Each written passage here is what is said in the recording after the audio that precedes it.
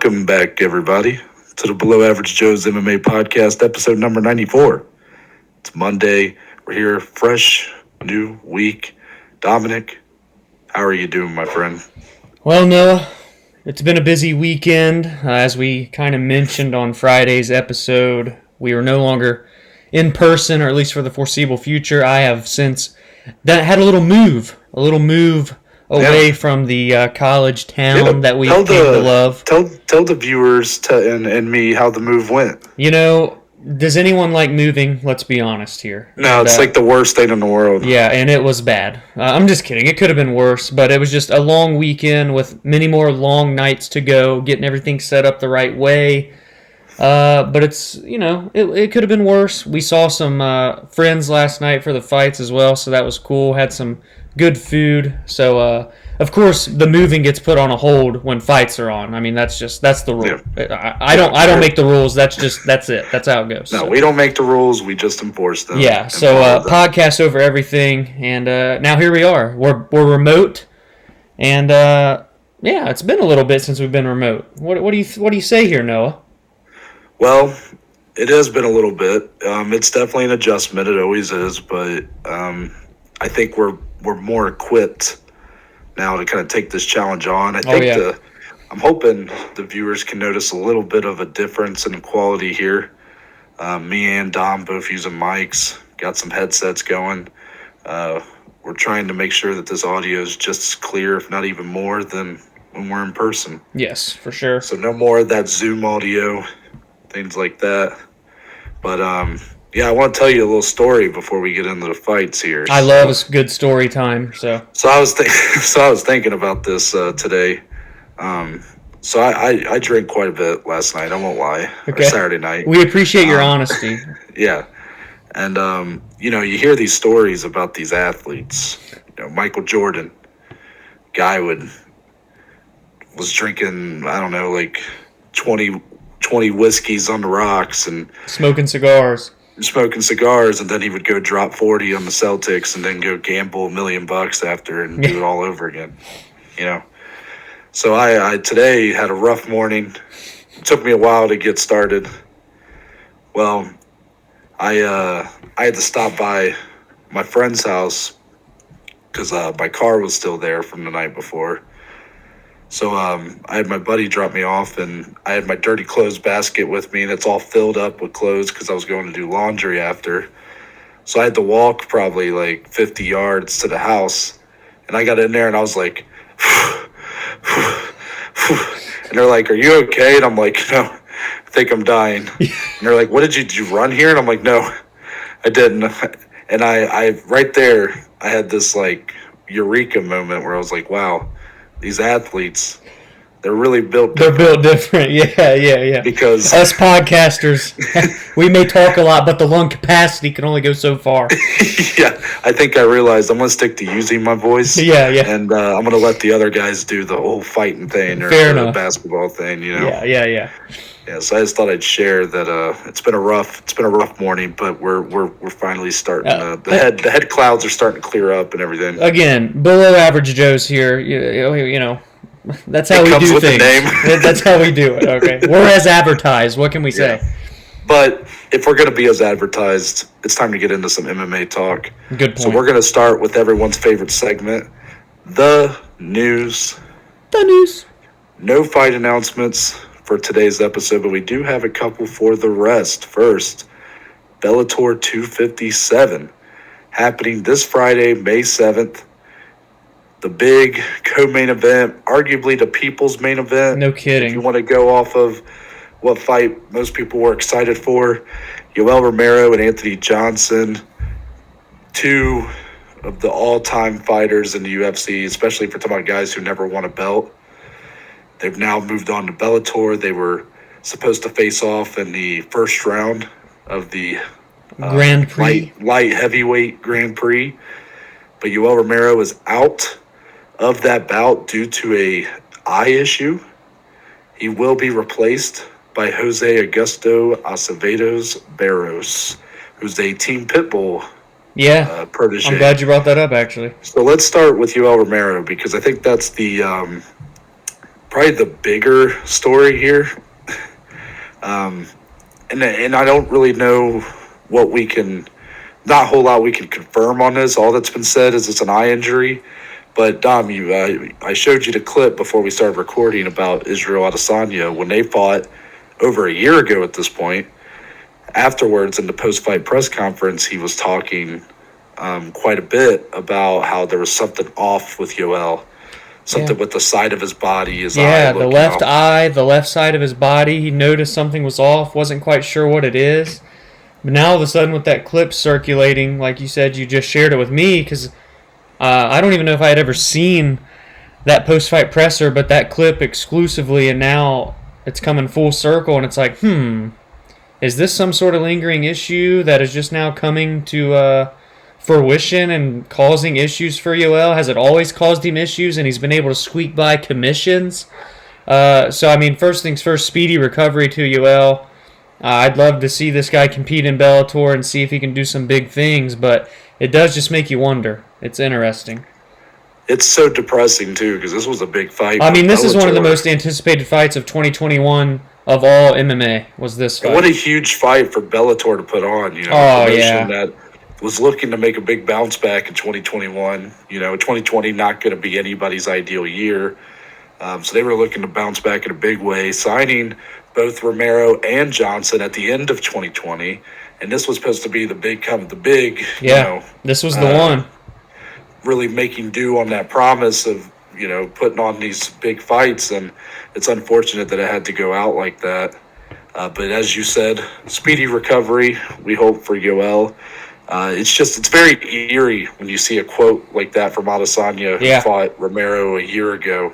And you got to wonder, did the UFC maybe know a little something about this injury, and that's why you had the abrupt release?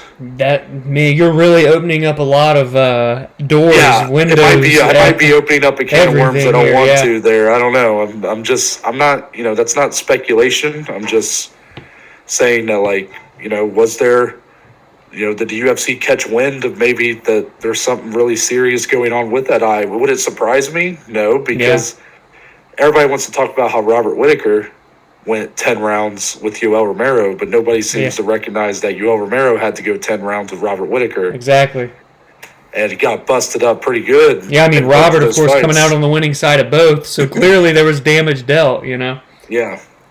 It's just something I wanted to throw out there, but obviously nothing's been confirmed on this. I'm assuming we'll get more maybe once this fight goes down. Yeah. And afterwards, you got to think they're going to have to clear the air on this since there's so much speculation right now. I sure hope so, and just hope it's nothing serious. Would love to see Yoel compete again if everything lines up accordingly. Now, as I mentioned, Rumble will be facing off with Jose Barros, who is a Team Pitbull member. Yeah. So what is kind of your thoughts here? Barros, very, very fresh into professional MMA record-wise. He's much younger, I guess, in his fight years than Rumble is. 7-2, come in here. He's on a 5-fight winning streak. Hasn't gotten out of the first round in his last 4 fights. What do you think there? Yeah, and only 1-0 in Bellator, and you said that was April 2nd. I mean, literally a month ago, the day we're recording this, and nearly to the day that he fights, and he gets to fight Anthony Rumble Johnson. I mean, man, what a freaking step up for this guy. Again, a Team Pitbull member, which is a huge thing. Obviously, the double champ over there in Bellator in Pitbull Ferreira. And I'm going to be honest, replacement or not, still the biggest thing going into this weekend for me in that Grand Prix was, what are we going to see of Rumble Johnson? And now the guy's been preparing for Yoel for, you got to think, months. Because he probably knew that was the fight that was going to happen before the Grand Prix even got announced. So he's been solely focused on Yoel, been losing a lot of weight. He went from 280 pounds. He was down to 220, I think, sometime last week. So cutting a ton of weight. Now all of a sudden you get a last-minute replacement against a young, surging prospect.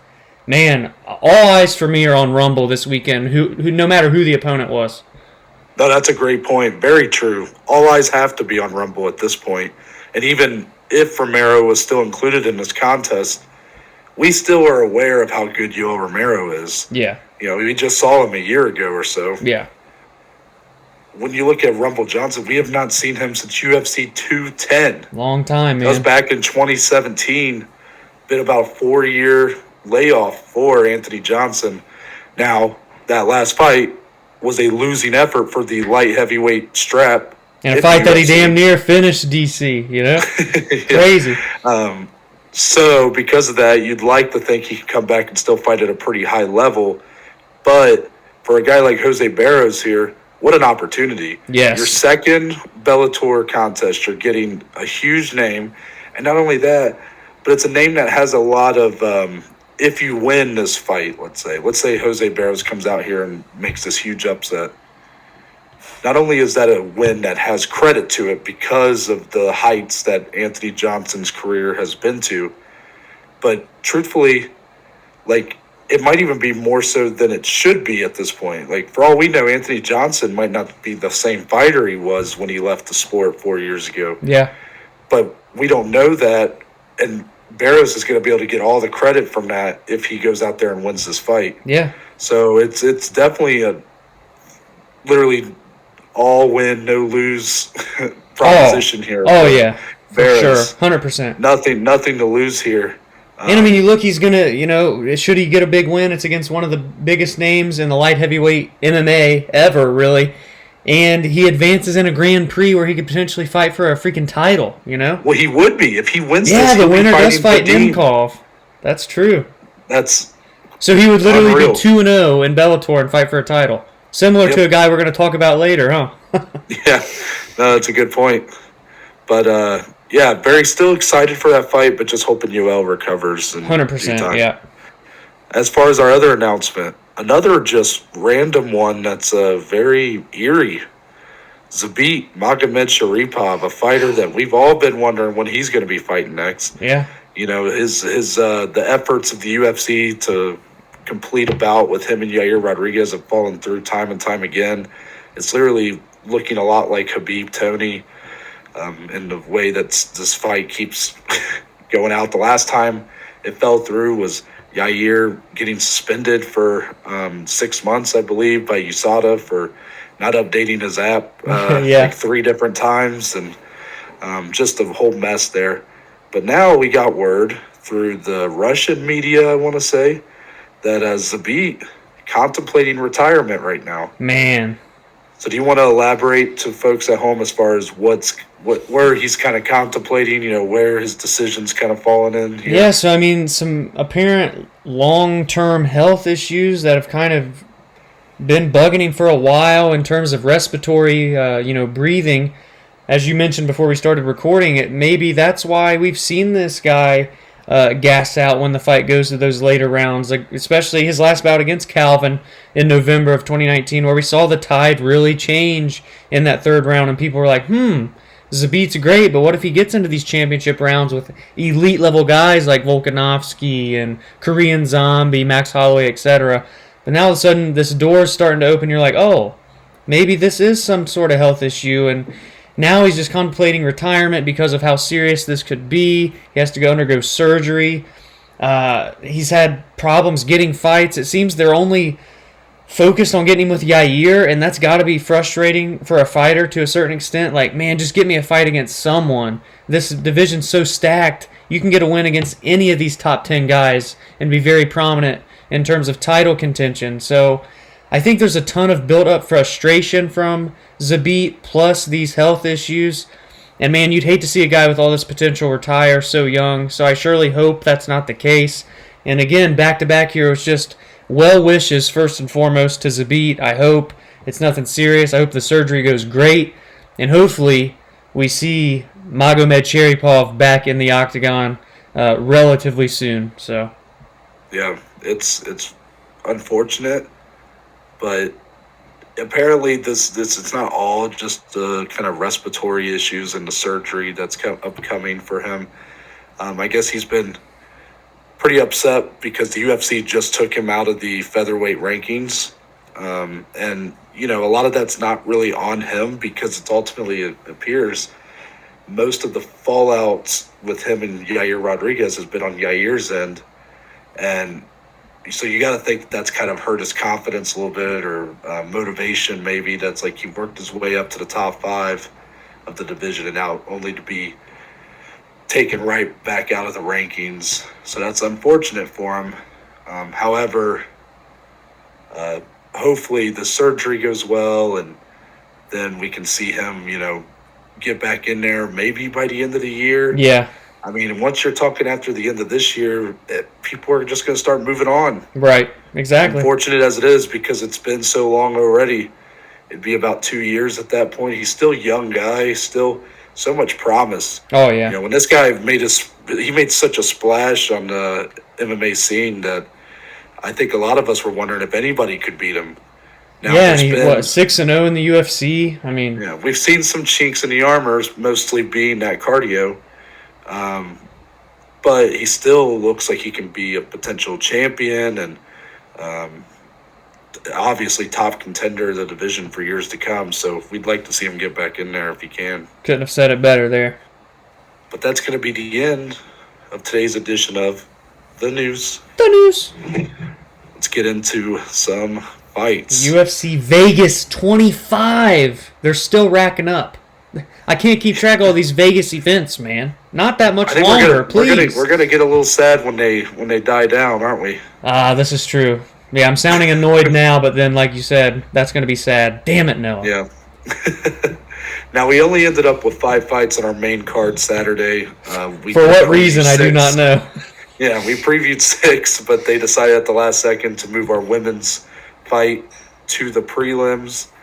But we're actually going to start with the prelims because it's time to talk about our prelim notables. Yes. Not exactly going to be not the usual. Not the most notable episode to be talking about this. A lot of prospects on here, a lot of young fighters, as the prelims are known to do, but not a lot of huge statements here. Yeah.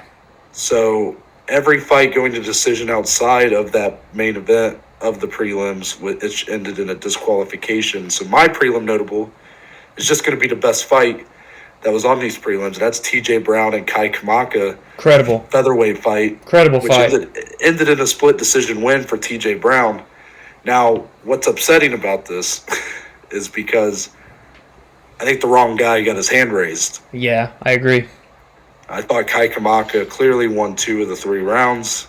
And you could argue all 3, I mean, that the scorecard that was scored for Kamaka was 30-27. Exactly. It was a weird night for the judges across the board, really, but this one was that one where you're like, man, come on. After such a great performance. He's kind of been on my radar a little bit. He was the opening bout of, I want to say, a UFC 252, the Stipe Cormier 3 card. Mm-hmm. He was the very opening bout on there, had a really nice win over Tony Kelly. That was a really good fight. Since then, though, he had TKO'd by Jonathan Pierce, another good fight. And then here, losing that split decision to TJ Brown, that makes him 1-2 in the promotion. So I'm kind of, I'm a little annoyed with that because I've been kind of in this guy's corner, and I think he does have a nice ceiling. Oh, yeah. Shows a lot of potential. Another guy fighting out of Hawaii, too. Yeah, that as well. And he's so young. Yeah. 26 years old. And shows a lot of promise, but I don't want to take anything away from TJ Brown here. Showed a lot of heart. Looked really good as well. He's only 30 years old, out of Arkansas. So a young guy in his own right. And he got hurt bad, man, in this one. Yeah. I mean, it's hard to really take anything away from him. He was a Contender Series alum. Got an arm triangle choke win in his performance on the Contender Series. Started out 0-2 in the UFC. Lost to Jordan Griffin and Danny Chavez. So this was his first actual win in the UFC. Probably a win that needed to be had in order to continue fighting in the UFC. So I guess for him, it's got to be nice. Oh, yeah. But I'm just a little disappointed in the judges' scorecards. But overall, it was a great fight. It's the most notable thing outside of what you're going to talk about to happen on this prelims. Yeah. But as far as from an actual, if you want to talk about, like, positives, this was the most positive takeaway from the prelims was this fight. Yeah, so my prelim notable here is honestly a fight that was incredible, and we just got robbed of seeing it go 3 rounds, truthfully. Yep. So the prelim headliner was Randa Marcos and Luana Pinheiro. And Luana looked so good in this first round, was bombarding Marcos with strikes. But Marcos been there and done that with like the elite of this division for years. One of the OGs really of the UFC women's divisions, it seems, still fighting. And she was having her moments as well. This was a back and forth brawl. But then the fight really turned awkward. So Luana eye poked Marcos, cut her on the eyelid, and it was a pretty bad one. There was a pretty long delay. They get those 5 minutes. And they checked out Randa. The doctor came in. She was cleared to fight. They get going right back at it. High-octane action. The fight gets taken to the ground. I can't remember the exact sequence that got it there. But as Luana is pulling away from guard to stand back up, she's still on her knees. And Marcos throws a kick straight to the face. And as we all know, that is illegal. There was a little controversy with the broadcast and everything going on. I don't want to accuse anyone of anything. Just kind of how the Aljamain Sterling, we didn't accuse nothing there either. We're calling it for what we see. So there were some people saying, it looked like she kind of flopped, quote unquote, like you would see in like soccer, basketball, so on and so forth, where they just sell it a little bit more. And again, I'm not saying it was one thing or another, but there was that talk floating around. No matter what, she got kicked hard as hell, right in the face. It was illegal, and Pinheiro was unable to continue the fight and therefore gets a victory via disqualification. No, I want to get your thoughts because, again, like I said in the beginning, we were robbed of a potential another fight of the night contender here. These girls were going at it. Well, just to be clear, not only was this talk happening on the internet, MMA, Twitter, whatnot. It was happening on the UFC's own broadcast. Commentator Paul Felder, I believe, had his own thoughts about this. Am I wrong? Yeah, you're right. You're right. I'm only asking you because I wasn't. Unfortunately, I did not watch these fights with sound for the majority of them. So sometimes that's better though. So I had to. I kind of wasn't. I wasn't paying too close attention when the fight was stopped and they were checking on Luana. And then all of a sudden the fight was over, and I was like, "Oh shit!" And then I saw Ariel's tweet talking about how he was defending Paul Felder's kind of speaking out against, calling it as he saw it, Yeah, and I'm pretty sure he was siding with the crowd that was probably most vocal on Twitter, which was that this was a flop. Yeah, this was a bit of a performance. Unfortunate if so, but again. It starts with an illegal strike, Yeah, I mean, that's at the end of the day, if they don't throw the illegal strike, we're never in this situation. There's no way out. Yeah. So it's unfortunate, but I think we're going to be hearing more about this maybe in the next few days. It's maybe not. I don't know. Yeah, and Luana got carried out of the octagon back to the locker room. Didn't walk back, so you would think it was pretty serious. I don't know if she was concussed or not. It sucked, again, because it was such a great fight. We had a young prospect going up against a seasoned veteran, both showing their toughness, and it just sucks for both parties. Obviously, for Randa Marcos, having another loss, she now sits at 10-12, so no one likes to have a less than 500 record, and for Luana, she gets a win, and she did have her moments, but is that really the way you want to get a win? So no one wins in this situation, in my opinion, man. I'll be interested to see if perhaps if Randa Marcos does any media this week, what her thoughts are, or maybe if they ask even Dana White or someone like that, what his thoughts are. But unfortunate, but it is what it is. It is what it is. It's the name of the game. Yeah. So now we're going to move on to, I guess, our sixth fight results and recap. I guess we still can't talk about one, Yeah, so we're starting with the prelims. This ended up being a catchweight bout, originally scheduled for women's flyweight division. Do you know which fighter missed weight here? That I do not. Yeah.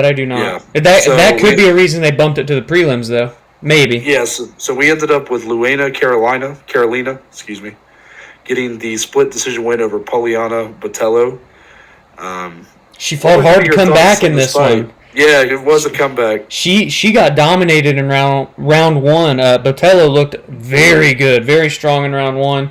But Luana really kind of took over. Round two competitive, round three all Luana. she fought back hard and gets the victory. It was a split decision. Another very competitive bout. I thought it was a relatively fun fight to watch. It sucks they didn't get their main card shine. Again, I'm not sure why it got moved to the prelims, but at least they still got on, ESPN2. It was on television for plenty of people to see.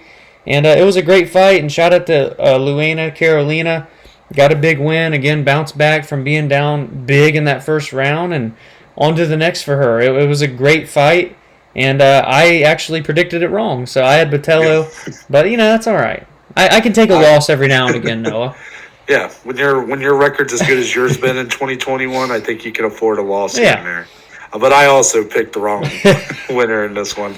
Luana, I just looked it up. She was the fighter who missed weight here. Missed weight by, I guess, 2.5 pounds, 128.5 coming in here. So, they give that 1 pound that you're allowed outside of title fights. So she missed weight by 2.5 pounds. That's not too bad, but you got to wonder if how much really can you positively take away? I mean, it's a win. And no fighter is going to blame a loss on a missed weight of 2.5, of a fighter, their opponent being over by 2.5 pounds. I don't think you're going to see Polyana, cry wolf there. But for Carolina, you got to wonder if maybe is this weight class, is that weight cut too hard for her? Was this just a bad cut? Week, what was it? Yeah.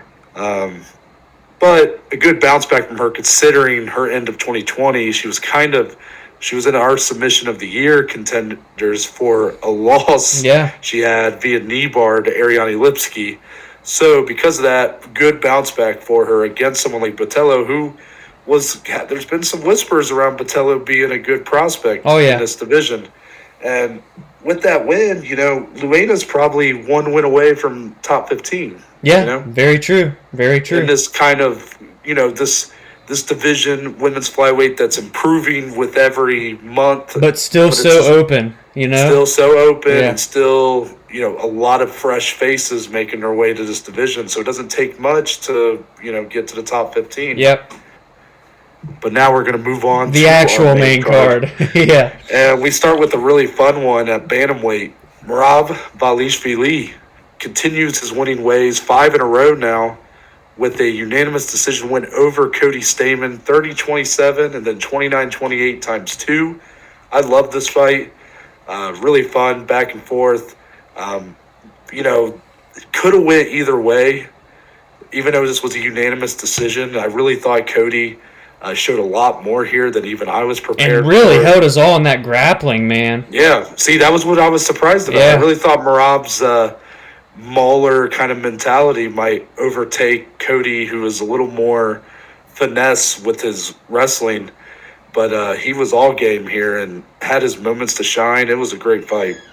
Yeah, it really was. And it was a fight that just flew under the radar. I don't know if people just slept on it or what it was, but I knew this was going to deliver, grappling or not. The output of Merab matched with the power of Cody. I mean, it really meshed well. It gave us a great fight. Very grapple heavy, but again, when there's so many transitions and such a high pace and volume, those fights are just as fun as watching two guys slug it out on the feet. And it was a great fight. Cody showed his toughness, his heart, but it really was just that overall pacing and output of Merab that got the best of him, even though you could have argued this could have went to Cody. I personally did score rounds 1 and 3 for Cody. Round 3 was that one that I really struggled, went back and forth with on the fence. Overall, I mean, I predicted Merab to win via decision, and he fought the exact way I figured he would. But honestly, more takeaways here for Cody, just for hanging in there. He's shown his toughness before. His last fight was against Jimmy Rivera. Even though he came up short in that one, he looked good, hung in there with an elite-level fighter. And now against Merab, he's on a 6-fight win streak now, on an absolute tear. And I'm excited to see what you think is next for both of these guys, especially Dvalishvili. Sorry. Yeah, so it's actually going to be harder to matchmake for Cody here because he's ranked 13th coming in, loses to Merab, ranked number 12. So you got to think he's going to have to go backwards. But the two guys behind him already matched up as of now. Kyler Phillips going to have that bout with Rafael Assunção. And then Marlon Vera matched up with Davey Grant, who had a big win last month. So for Cody, I think he might be fighting an up-and-comer outside of the top 15. Perhaps Mr. Sean O'Malley. Oh. I think that would be a great fight once again test Sean's ability here. But it looks like Sean O'Malley has his next matchup lined up. It just hasn't been announced yet. According to the teases we've been seeing, perhaps he's fighting a Ricky Simone. But sign me up for that one. If Sean O'Malley has his matchup and it doesn't end up being Ricky Simone, then why not give Ricky Simone to Cody Stamann? How about that? Yeah, I don't hate it at all. Whichever one of these guys doesn't have a matchup within the next couple weeks, Cody Stamann. Man, hey, I'm War Ricky on this podcast, man. I love me some Ricky Simone. I'm ready to see that boy fight again. No, I'm going to give you a fun one, though. Let me get your thoughts on a little Cody Stamann versus Casey Kinney action. What are your thoughts? No, that's a great pick. That's a great pick. Both guys. This bantamweight division, even outside of the top 15, division's nuts. It doesn't get any easier when you go to the unranked category. You even got the guys like Nathaniel Wood still hanging out there, and he went into an absolute war with Casey Kinney. But Kinney coming off of his loss to Dominick Reyes, and then Cody Stamann, of course, losing to Merab. Casey dropped right out of those rankings, but still right there on the doorstep. Him and Cody haven't fought before. However, both have now lost to Merab. I think it's a fight that makes sense. It's still a big fight for both guys. A main card fight, if you ask me. I think that would be great. And for Merab, this is interesting. I got one. Oh, elaborate, please. A guy that I'm a big fan of in this division, but has fallen on very hard times as of the last year. I'm looking at him right now. I see him. Number 6, Marlon Moraes. Give me a grappler striker, huh? It is, but if you look at Marlon Moraes' last fight with Rob Font, which didn't go his way, his method of attack was to actually get the fight to the ground. Yeah. Now, Rob Font, not near the grappler that Merab is, but Merab has never been one that has the punching power or even the technique to really finish a fight on the feet outside of a puncher's chance. So for a guy like Moraes, who's really had a hard time with his chin being able to hold up with some of these power punchers in the last year, I think that that's a good fight for him to take, but it still is a big test for him because Merab is such a mauler on the ground. And Marlon being so good on the feet, having that power on the feet, that could be a good test for Merab. As he's won his last 5 fights, I think it's time that he does take a little bit of a step forward. He deserves a leap, you know? Yeah, and it's big for both guys. Again, we've been really fans on this podcast of kind of matchmaking these people that are the fights are equally important, but for other reasons. Yeah. That's always been a big thing for us when we're matchmaking, and that falls right in line with that. Yeah, I'm going 2 spots lower, Mr. Pedro Munoz. It seems he's looking for a fight right now. He just had that absolute war with Jimmy Rivera. That fight was nuts. He did pick up the decision in that one. Now, there were rumors that him and O'Malley were going to fight, but Pedro didn't want to fight O'Malley or didn't sign, or I don't know all the rumors. But let's just exclude O'Malley and let our boy Merab fight a guy like Pedro, another striker versus grappler, but a guy in Munoz who has a very slept-on BJJ game. I think that would be a very interesting matchup. You can't go wrong with either one of those guys being the next step for Merab in this division. Sure. No, that's a good one, too. I'd like to see Pedro get back in there within the next few months. Oh, yeah. So now we're going to move on to a middleweight fight. Sean Strickland. This might be one of the most slept-on fighters in all of the UFC. Yeah, Sean Strickland gets another big win over the unranked Krzysztof Jotko, but a perennial top 15 guy in this middleweight division. Strickland gets it done 30-27 times 2 and then 29-28, excuse me. This was a matchup of strikers here. Yep. Jocko's always been a guy that's his deficiencies have been on the ground. Sean Strickland, very prolific striker, looked so good in some of his last few bouts. The bout with Brendan Allen coming to mind. Man. And he's been kind of proving everybody wrong every step of the way. but he comes into the top 15, goes up against a guy like Jotko and passes the test again. Yeah, man. Go ahead. I'm sorry. We can't see each other right now. It's just a little off. That's all it is. Yeah, we'll get there. Strickland, 4-fight win streak. Like you said, the amazing win against Allen. Looked so crisp and clean last night. His striking is very good. Stop sleeping on this guy. He's 23-3, 10-3 in the UFC. I think it's time he takes that leap and fights up in the rankings, man. But I agree. Before I cut you off, you were going to say something. I'll let you finish your thought. No, I think we were on the same page as far as what we want to talk about here. It's that, this fight ultimately not going to be a fight that's probably going to be remembered too heavily as Sean Strickland and Krzysztof Jotko cement their legacies in the sport. I don't think it's really going to be a fight that, for Sean Strickland, we talk about the Brendan Allen fight a lot. Because that was a big statement for him. And such a big name. It was another name. It was another feather in the cap, but I don't think it's much more than that. I don't think there was a huge amount of takeaways from either side. Good win over a guy with a name like Jotko, but I don't think I still want to see. Basically, my biggest takeaway was I want to see Strickland fight even higher competition. And you know who that's going to be, Noah? Who's it going to be? That's going to be the trailblazer, Mr. Kevin Holland, after he takes some time off. Please, Kevin, please. I know you want to fight Donald next weekend, but please take some time off. But I think that's the fight to make. I think you give Strickland a big name in Kevin Holland. Number 13, he's fighting up in the rankings. A striker versus striker matchup. I think the UFC, from a business perspective, would probably want to do something like that for Holland next. You don't want him against another grappler. We've seen how that's went. I think that's a barn burner through and through, a 3-round absolute war, fight of the night, fight of the year type style. That's what should be next for Sean Strickland. I like it. I will say that my only holdup with that is that I would really like to see Kevin Holland make the attempt to go down 170. To welterweight. Yeah. I'm not saying I want to necessarily see him step in on late notice to fight Donald Cerrone. Yeah. But, again, with some time off, I'd like to see him make the adjustments to go down to 170.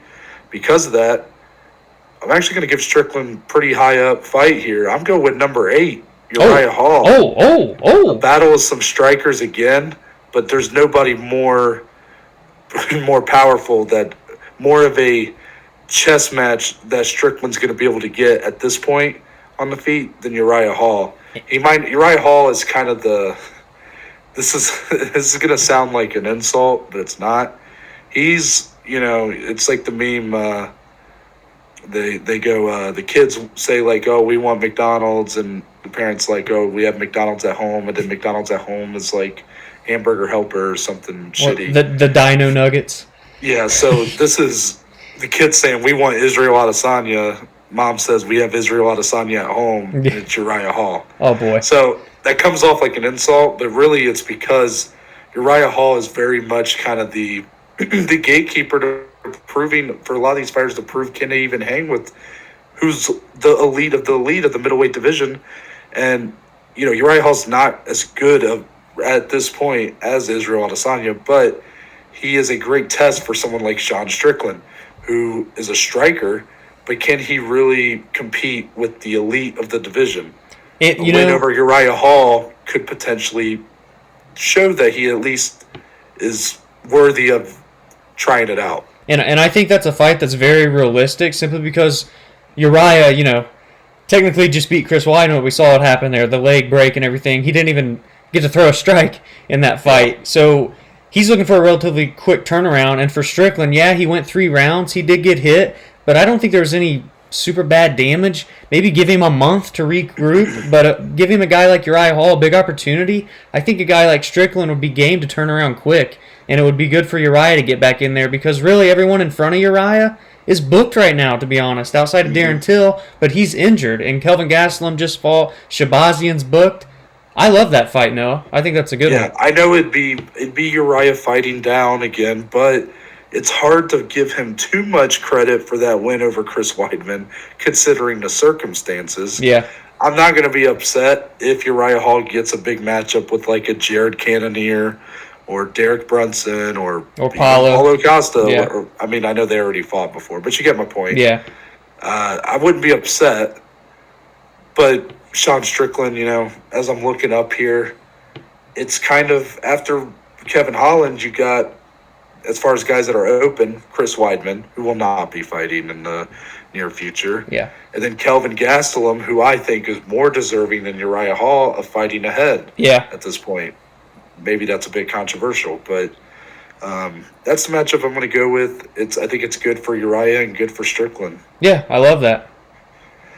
Now on to the light heavyweight fight. There was some. This one got a little interesting. Has there ever been a normal weigh-in stare-down with Kudalaba, though? I mean, let's be honest. They're always the most intense yet awkward moments. Hey, this man I will never forget. Go ahead. I will never forget when this man's name was being announced in the cage for his first fight with Magomed Ankalaev. Yeah. And, you see some fighters, they'll walk across the cage, they'll get pretty close to their opponent's face, but ultimately they back up into their corner because guess what? In a few seconds, we're going to fight anyways. But Kudalaba just walks over there as if Ankalaev ain't even there and just kind of dead weights in his arms. Very weird. One of the most hilarious yet awkward things I've ever seen. Well, he decided to top himself here. Man. So the stare down's coming, and this is coming off a week ago where Jeremy Stevens shoved why am I blinking? Drakkar Klose. Yeah, Drakkar Klose. And Klose suffering an injury, pretty serious injury severe from whiplash, that shove. essentially. That fight doesn't happen. So with that being kind of on everybody's mind, Kudalaba comes out and immediately grabs back of him. Jacoby's head and starts saying, like, you will be my bonus. Pretty badass line, I'm not going to lie. But still, unnecessary. And then they have to get split up, and you can tell Dana's just annoyed. Like, what are you doing? Yeah. And, Kudalaba, just an anomaly of a man. just a complete wild card. Oh, you never know what you're going to get. But they do end up fighting. He does not injure Jacoby in the stare down. Thank goodness, because we got a bit of a war. Yeah, we did get a war here. This fight ended up being a split draw. Yeah. So that means it was 28-28 on one scorecard. And then you had a 29-28 for Jacoby and a 29-28 for Kudalaba. Right. All across the board there. I personally, and Dom, I know you agree with me on this, we both scored it a draw. Again, this is going to kind of lead into, even though I think the decision's right, we do get a split draw here. Once again, the judges not being very consistent on this night. It's just inconsistency, yeah. This first round, I'm having a hard time believing that. I feel like this is the blueprint of a 10-8 round, no? Oh, I mean, if there was ever a 10-8 round, this was round one of this fight. I mean, Kudalaba technically had 7 or 8 takedowns. All just dominated him. Had Jacoby up against the fence, was pounding him. I'd love to see the strike differential in round one because it wasn't even competitive. There were moments where I thought the fight was going to get stopped. I mean, Jacoby, all credit to him for surviving and bouncing back the way he did in rounds 2 and 3. But round 1, 10-8, 1,000,000%. Like, if you need a blueprint for judging in the future, that's probably going to be up there on the top of the list for fights or rounds to watch in terms of a 10-8. But 2 judges clearly didn't score it that way, and it's very, or 1 judge at least, but it's just very interesting. But shout out again to Jacoby because he bounced back in round 2. Kudalaba began to tire. It was very obvious. And rounds 2 and 3 were all Jacoby. We saw that kickboxing expertise, a very nice, quick jab, very explosive on the feet. He never really tired, and that's how he was able to pull away. But again, not enough to get the win after getting dominated in the first round. Yeah, shout out Kudalaba for one, coming out like, I mean, a man on fire here early. Looked really good in the first round, looked powerful, had that killer mentality going. Wasn't quite able to finish Jacoby, who's, for his, he's relatively young, inexperienced, I guess, MMA fighter. Yeah. But still a veteran of fighting in general. And that veteran shift showed in the later rounds when Kudalaba completely gassing. Jacoby being able to really, in my opinion, wins round 2 and 3 just off of heart and determination alone, really. And honestly, I felt he would in both those rounds was one explosive combo away from even potentially being able to finish the fight. It was just a matter of pulling the trigger, really. I thought he was that effective with his striking, but nevertheless, again, won both those rounds. So yeah, so very effective bounce back and come from behind, but not quite win here because it does end up being a draw. But do you think this fight gets run back? Is that something we're looking at? That's what I was going to say. I just don't have any other names in mind for both guys because of the way the fight went. I think it would be a great fight to run back. And then it's just weird to say that because Cutelaba would then have his last 4 fights would be against the same 2 guys. But I think when it is a fight like that where Cutelaba dominates in round 1 but tires so easily and Jacoby comes on strong but still can't get the win because of the round 1, they each dominated each other. It was just odd, and I'm all for running it back. I think it would be another exciting fight. Just keep them separated during the stare down, please. Thank you. Yeah. Yeah, exactly. I'm usually, and really the UFC is too, I'm not usually all gung-ho about running fights back that end in draws. That might be a hot take. I'm always fine with guys going their separate ways. I'm like, okay, they proved that they're both pretty equal, at least at this moment. So why not just let them move on to other competition and see how they can advance? Like, really, even though the likelihood of a second draw is pretty low, what are you really expecting out of a second fight? I mean, realistically, you should expect a pretty close fight again. And because of that, I usually just side with, let guys kind of move on, fight other people. But in this instance, when you had such stark contrast between rounds and Cutelaba looking like he could finish that fight early, but then Jacoby looking like he could finish that fight late, I think you could get a really interesting dynamic rematch here. Yeah. Where one of those 2 situations could come true. And it could be a big win for either guy, depending on who comes out on top there. And both those guys are just hovering on that outside of the top 15 anyway, So if they were to come out and starch one another in the second fight, you never know what could come next. True. Moving on to the co-main event of the evening. My liver Here's hurts. A statement. Right? Well, mine does too, but for other reasons. Yeah. So Giga Chikadze, the prolific kickboxer, shows that he can kick. The Giga kick. That's what we're calling it now, people. Yeah. He TKOs Cub Swanson 1 minute and 3 seconds into the very first round. It's a tough loss for Cub, but I'm going to tell you guys what happened here. Ultimately, Giga Chikadze showing how good of a striker he is. This kick was set up beautifully. I actually want to give credit to a fellow MMA YouTuber by the name of The Weasel. A lot of you who listen might know who he is. Very intelligent mind in our space of MMA. He did a video on this fight that I watched earlier and talked in depth about this, so I want to give him credit for that. And that kick in specific. Yeah, so this 1 minute and 3 second fight, very short. Chikadze threw 2 different, I guess you call them body kicks here. The first one, he went high to the chest, solar plex region. And because of that, Cub Swanson's guard raised to block it. Right. So then when the kill shot came in, Chikadze once again sets up the kick the same way. So that way Cub's arms, his guard goes up high again. But this time he lands it flush on the liver. Game over. Fight done.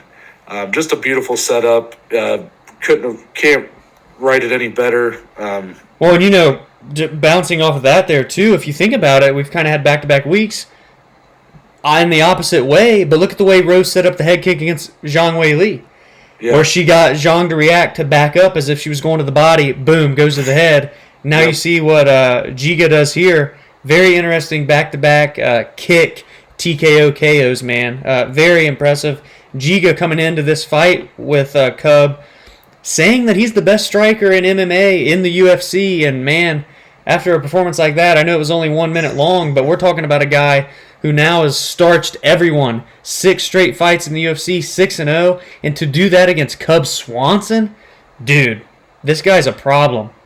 Yeah, This is a big statement for him. He did get into the top 15 with the updated rankings, as did Cub Swanson. So this is a top 15 win for Giga.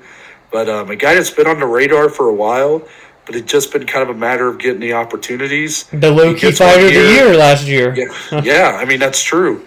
Again, if not for the fact that his opponents were pretty unremarkable, at least at this time, he would be probably more talked about as a potential fighter of the year, like a Kevin Holland. Maybe if he was a guy that talked more, made more noise, like Kevin Holland, maybe we would be talking about him the same way. But more of a reserved fella is Giga Chikadze, waiting for his opportunity. Gets a big one here with Cub Swanson, who's a legend of the sport, a huge fan, and he starches him. No, there's no other way to put it. I mean, how many people do that to Cub Swanson? Literally no one. And with that, I'm ready to see him get a big follow-up matchup here. What do you say about this one, Dom? Number 14, Giga Chikadze against number 10, Sadiq Yusuf. I wish they could see me right now. Buddy, listen. I'm War Sadiq as well, right? I said War Ricky earlier. War Sadiq all the way. But Sadiq, coming off of the loss to Arnold Allen in a great fight. Love everything about that fight. But he has to take a step back now. That's kind of how this whole rodeo works. And to take a step back against a guy like Giga, with a lot of hype behind him now, he had all eyes on him in a co-main event, winning against Cub Swanson. That's a barn burner. That's a striking, technical battle. The kickboxer versus the heavy-handed Sadiq, but also has some kicks of his own and very crisp and technical in his own right. I love everything about that fight, and I had a feeling that would be what you were going to say. Yeah, it's going to be tough on paper for, if Sadiq struggled as much as he did with Arnold Allen, who's a great striker in his own right.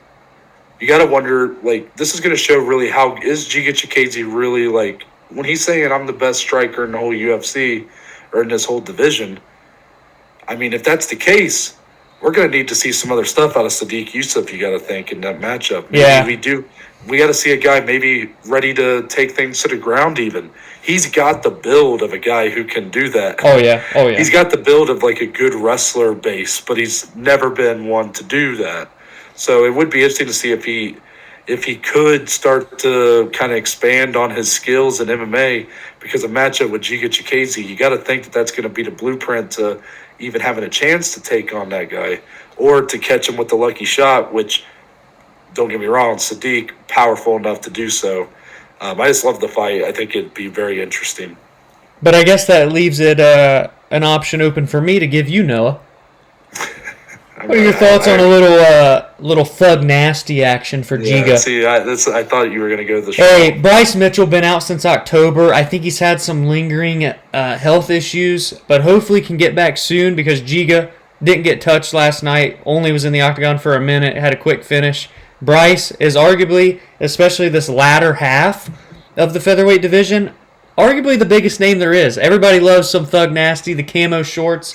We want to see if Venom will do that for him as well. I'm ready to see Bryce Mitchell get back in there and to fight a guy like Giga, who's a great striker, a grappler versus striker matchup. We've seen Bryce has began to extend his prowess on the feet. He's looked a little better recently, but this is a tough test for both guys in polar opposite ways in terms of grappling and striking. I love both fights that we presented here, and I'm sure our fans do as well. I mean, these are two guys that excel at what the other fighter struggles most in. Yeah. Or at least you would think. Or at least is not known for. Yeah. Bryce Mitchell has been showing improvements on the feet. Against Andre Fili, he did look pretty good. But jiu-jitsu specialist all the way. While for Giga Chikadze, this is a guy, third-degree black belt in karate, along with the kickboxing background. This guy can kill you on the feet. He's so unproven when it comes to his ground game. So because of that, you got to think, one of these guys is going to come out on top pretty clearly here. Someone's deficiency is going to show more in this matchup, at least I would think. Exactly. So I love that. I do love that. I love the opposites attract kind of style of matchmaking there. Do you have anything for Cub? Just out of curiosity. I think for Cub, he's probably going to take what he can get here. This was a tough loss for him, being that he had looked so good as of late, especially that win over Daniel Pineda. It wouldn't surprise me if he fought another guy outside the top 15. He's definitely in that space now where he just kind of fights whoever is given to him. If I had to say someone for, the sake of top 15 matchmaking, maybe the loser of Edson Barboza, Shane Burgos. Yeah. I think that would be a good one since that fight is coming up here shortly. What are your thoughts on him facing a guy like Andre Touchy-Feely? Two veterans of the UFC like that. I'm not opposed to it at all. I'm really not. Andre Feely, he's a guy that we know how good he can be, but that's really where it gets left at sometimes. Yeah. He can be that good, but we never quite see him hit his full ceiling. A guy like Cub Swanson would be one to bring it out of him. You saw Cub do it with guys like Doo Ho Choi back in the day. Crazy just fight. Taking guys to the brink, really showing, do they have the heart, the desire, that champion mentality. That would be a great matchup, I think. But I think there's a lot of options for Cub Swanson. I don't think we've seen the last of Cub Swanson yet. I definitely think he has more in the tank than a lot of these other guys that are hanging around. In his same boat, kind of? Yeah, a lot of these veterans that have been around a while. I think he definitely has a lot more left. And I think that shows with the UFC giving him a top 15 ranking that they still see some potential. And maybe, I'm not saying he's going to be a champion, but, he could surely give a run. Some of these guys in the top 15, he could give them a run for their money. Yeah, man. You look at the guys that in this light heavyweight division that we're about to speak on. Jan Blachowicz, 38 years old, now the champ. Glover getting ready to fight, and he's 41. You never know when a run can happen for people. Mm-hmm. Cub's going to be in some more wars for us fans before it's all said and done. Yep, and I can't wait to see him. Moving on to the main event of the evening. Your guy got it done. Talk about a statement. Light heavyweight division, Jiri Prochazka in his second bout inside the octagon of the UFC KOs Dominick Reyes, the former title challenger, with a spinning back elbow. 4.5 minutes of the second round. Pretty much as we predicted, this fight went. Yeah. I will say this fight was much crazier than I thought it would be. We have a fight of the year contender, even though it went not even 2 full rounds. This is fight of the year right now. I'm just gonna say it. It's fight of the year right now. A contender for knockout of the year. Can we talk about how 2021? Oh, buddy, we're gonna have a hard time at the Joeys. I've already got like 7 on my list. Yeah. And we only have nominations for about 4 or 5. Yeah. So this is going to be an awful year of some snubs. People are going to be upset. But regardless, this one's got to be close to the top right now. I mean, a spinning back elbow, by the way. The third ever in UFC history. Turning the lights off of Dominick Reyes. Jiri Prochazka, the man creates chaos in the octagon and somehow comes out on top every time. And dare I say, Noah, beautiful chaos. Beautiful chaos indeed. Jiri Prochazka, again, I said it, he's now 2-0 in the UFC, but he's knocking on the door of a title shot here. He's undeniable at this point. Unfortunately for Dominick Reyes, this is a 3rd straight defeat, but I don't think we should just shut the door on Dominick Reyes. I agree. You start on the first of those 3 losses. It was the John Jones title fight, a fight that the judges could have easily scored for him. And we both thought he did win that fight. All right, the judges see it otherwise. The Jan Blachowicz fight, tough loss. Really was. That was a pretty one-sided beating from Blachowicz. But here, this fight was back and forth for the entire bout. I mean, Reyes having his moments, hurting, stunning Prochazka on the feet. Dude. Hey, if this fight doesn't get fight of the year, round 2 going to be the round of the year. I'll tell you that much. Unbelievable 5 minutes of action in that second round. Yeah, so with this win for Prochazka, he's really in the driver's seat here. Now, we do have a light heavyweight title fight already scheduled for September. All the way in September is the problem. The much anticipated bout between Jan Blachowicz and Glover Teixeira. So because of that, it might be a little too early for someone to be staking their claim as the kind of next guy up. I do think Jiri Prochazka could do that, but I'm starting to think I'm going to want to see him in the octagon again before then. However, I do want to talk a little bit more about this fight before we start talking about who's next. The Mike Tyson quote, everybody has a game plan until they get punched in the face. Well, Jiri Prochazka is so aware of that he just refuses to come in with a game plan at all. He is a samurai. He literally, just as soon as the bell goes, he just becomes one with he just flows. He flows. In the octagon. He was in a flow state. He flows when he's very good. He is a light heavyweight Tony Ferguson, much more powerful version, much more of a striker's version of Tony Ferguson. His volume, pace, and output, I mean, you don't see 205ers doing this. It was crazy. This is a guy that's just so well equipped for any situation in his mind that he goes into the octagon and he goes, all right, we're just going to, whatever I feel like doing, I'm going to do. Yeah. He doesn't come in with this, this fully detailed game plan figured out where he's planning to attack Dominick Reyes with a certain, maybe there's, the body kicks or something like how Blachowicz did. He doesn't go in like that. He just goes in. If something works, he'll go back to it. It's just whatever he wants to do. He's just very free-flowing in the octagon. He's very comfortable in this space. And that's dangerous because look at some of you look at the most dominant people the UFC has had or even in this division.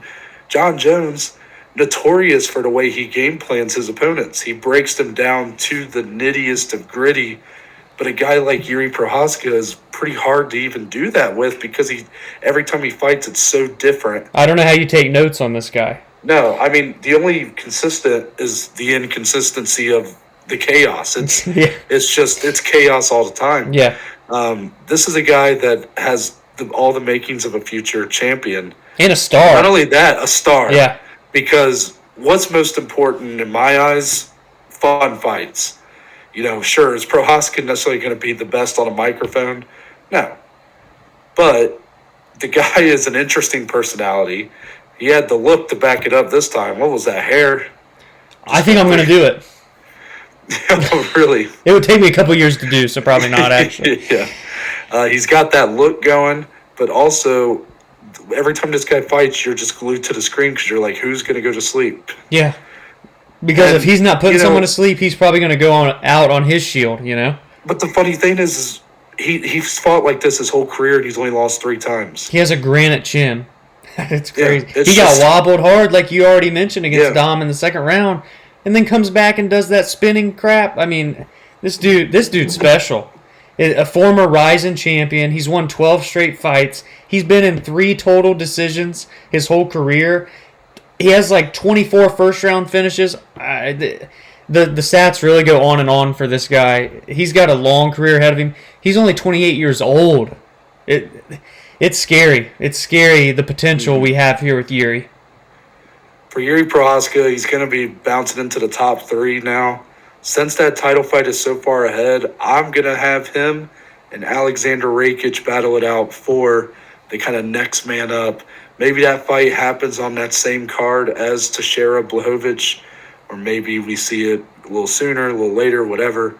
I think the winner of that bout would be next up for the winner of Blachowicz Teixeira in the fall. Yeah, I mean, you can't really do anything else. You either say, okay, fight Rakic in a number one contender fight. Jiri only 2-0 in the UFC, so he would get to have one more fight. And for Rakic, yeah, he's on a tear right now, but the last 2 fights, although he's looked good, have been relatively lackluster, especially when you compare to Prochazka. So I think matching those 2 up would be interesting. Prochazka is going to bring it to Rakic. Rakic is going to have no choice but to fight back, you know what I'm saying, and really change up his game plan. So if you want Jiri to fight again, it's Rakic. Or a lot of people seem to think he earned it last night and got the title fight, and I guess Dana had even said the winner of this would be next in line, so he was kind of already skipping Rakic to begin with. Nevertheless, it's title fight or number one contender fight, and that's really all you can do with Jiri. There's nowhere else to go but up, Now for Dominick Reyes, it gets a little more interesting because is the guy. Ultimately, he does have 3 straight losses, but to the highest level of competition, he's going to be ranked probably 4th coming off this loss, but he's lost 3 in a row. Yeah. So you have to be kind of careful with who you match him up against, because if he loses another fight, now you really have problems. Now you're going to have to really look hard at what you really have with Dominick Reyes at that point. But I don't really play it safe when I matchmake. The bout that stares me in the face and excites me so much, number 6, Anthony Smith. That's it. Yeah. I mean, for me as well. That's the fight. Anthony Smith, a guy who's no stranger to losing. He's got 16 losses in his professional career. He had a tough 2020s, but he's been bouncing back in a big way. Yeah, don't give Lionheart no more prospects right now. Yeah, he ended 2020 with a big win over Devin Clark. Comes out at the last pay-per-view, UFC 261.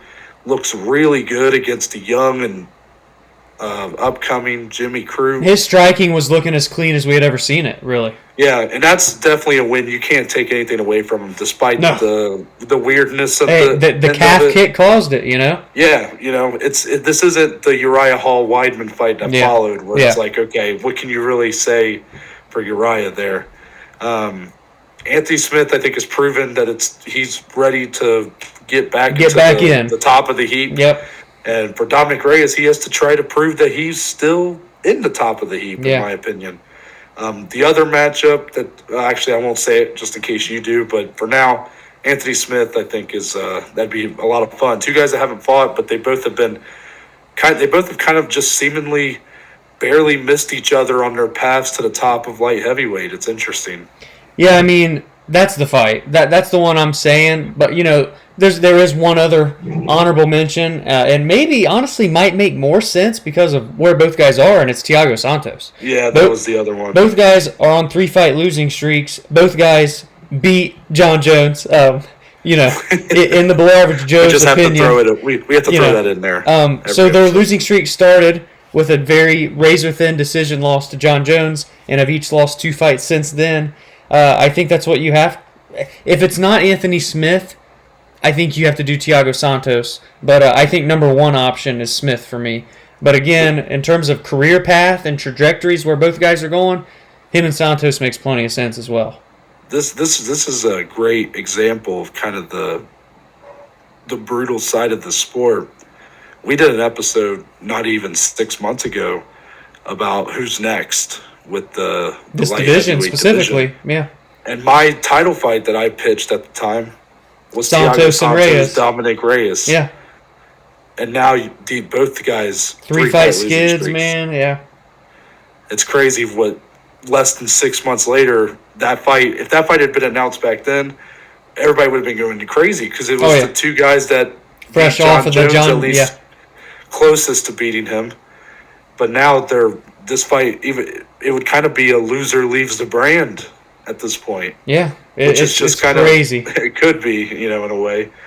It's just wild to kind of what the sport can be for some of these guys. How quickly it changes. Yeah, there's no better way to put it. The only caveat for the Smith fight, if they were to do it, is Smith's still so fresh. Barely had anything. It was a 1-round fight. Granted, he did take some damage to Crute, but Reyes. First things first, man. Take you a little break, go back, reevaluate, get healthy. A lot of damage taken. That was a brutal knockout. So all the best to Reyes. I think he still has a lot of potential. It's just a matter of going back to the drawing board. What's going to happen next? I think that Reyes can still make a run for this title. Mm-hmm. No, I completely agree. He's so capable of. In this fight, he could have easily came out on top. Yeah. In the John Jones fight, he could have easily had won the belt.